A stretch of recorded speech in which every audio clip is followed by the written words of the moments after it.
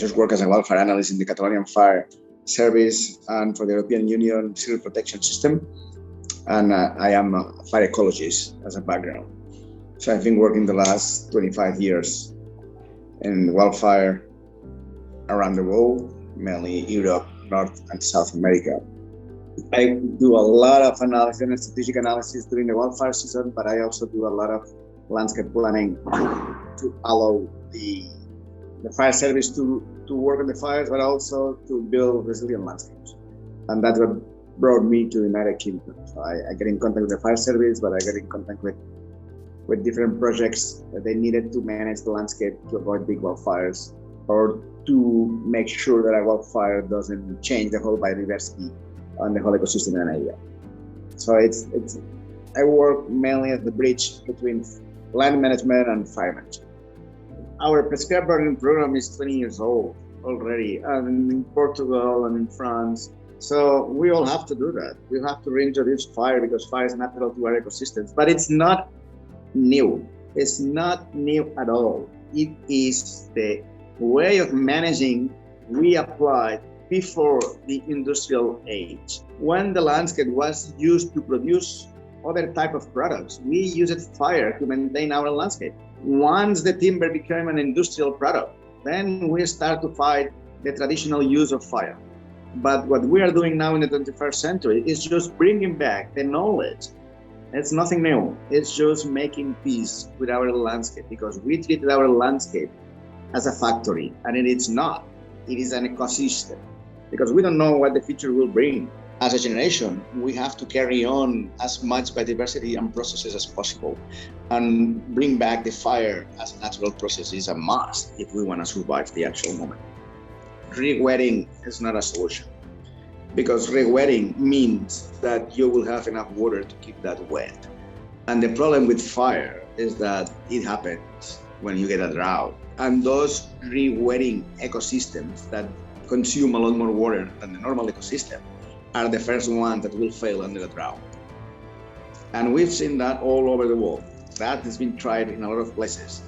And when you see the rainforest burning is when you realize those things will never work.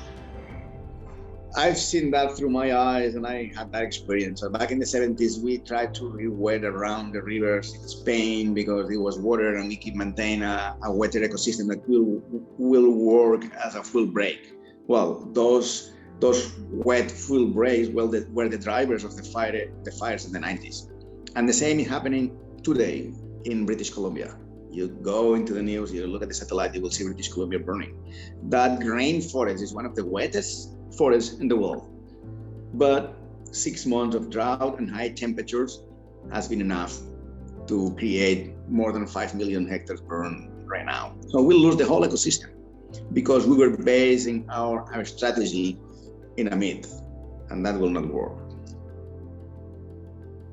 Peak District National Park is one of the areas that get more impact on wildfire in UK.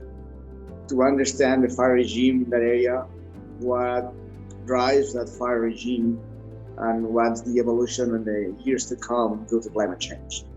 So we knew that the fire regime is depending on the east wind systems, and means when the air comes dry out of Europe and go over United Kingdom.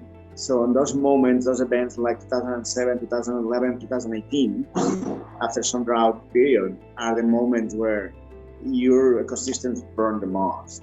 The problem is that when you deal with fire, you have to differentiate what is a normal day fire, which is a dry, hot day, and which is a extreme day fire, which is a dry, hot day that happens when you have a drought already in place, and when you have dry wind blowing over your area. And those things happen more often now than they used to happen before, because the climate is changing. It means Greenland is melting, the North Atlantic water is cooling down, so the high pressure systems travel slower, and those high pressure systems build ridges over the coast, the Atlantic coast in Europe. And that leaves air without movement over the area, which starts to cook a little bit and heat it up, and then it forces a blow from the east, which is dry wind, into the area. So it's a perfect condition for extreme wildfires, like the one in 2018. So understand those fires and understand how we can manage our landscape to make sure we can fight them. It's an important issue, because normally when we deal with a fire, we think with our normal experience with fire, but at that moment we are having, it's a new type of fire over the area. And that change is the one we are introducing in the planning in the Peak District. Obviously, you will see more of those fires. You will, and the rest of the world will. So the wave of extreme wildfires we see around the world, it is there. And you are in the middle of it as well. So the problem is not about the east wind. The east wind is the situation of that creates the environment for the fire to burn. But of course, if you don't have the fuels ready to burn, that will not burn. So we have to have both things, fuels ready and the weather ready for that. So those east systems blowing over the UK are the ones that create the conditions for extreme wildfires. If your fuels are available to burn, it means you need a drought there. But those droughts are happening more often. So they used to happen once every 7 years, and now they are happening once every 3 years.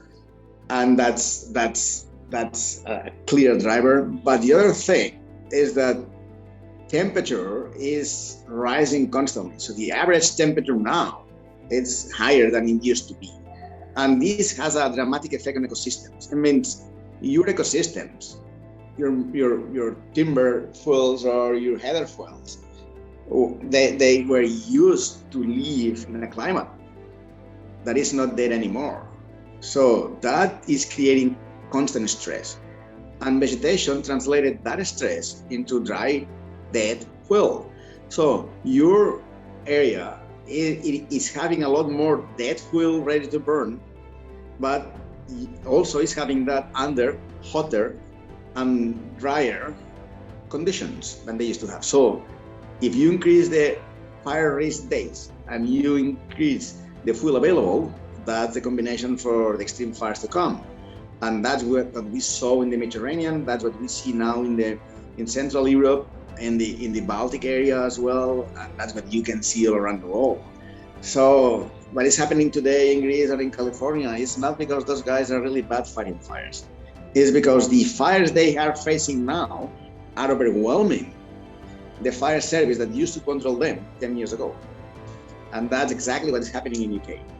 The only issue is that in UK, you just started. So the Californians, for example, they decided they will hold the fires and fight all their fires, and now they're losing everything. The same in Australia and the same in the Mediterranean. So we are starting our prescribed burning program, but we are introducing a lot of efforts in the local economy to build that mosaic in our landscape. The mosaic in the landscape is one of the best strategies we have, because a fire needs a continuous income of energy to keep burning at high speed. If the landscape is broken into pieces, it means young vegetation, old vegetation, doesn't need to be clean, just change of the structure of vegetation. Then the fire cannot sustain the same energy income, and the fire slows down. And a slower fire is an easy fire to put it out. So basically, we need to manage our landscape, because building firefighting resources can stop some fires today, but in the long term, it will not work. The only thing that will work in the long term is landscape management. And that needs to bring economy back into our landscapes. So any decision, let's say you don't burn, or any decision during the firefighting, it's creating the landscape of tomorrow. So all the process we are living through is not a defensive process. We are not protecting anything. We are creating what we will have tomorrow. And under a climate change concept, that's important. And that decision cannot be taken by a bureaucrat, by an environmentalist, by a firefighter. It needs to be taking into account the stakeholders, so the owners and everybody that has something to do in the landscape. because it's about the future landscape. And under this climate change moment, this is more important than before. So regeneration and the coming back of the same type of landscape is not guaranteed right now. So we have to take care of what we do.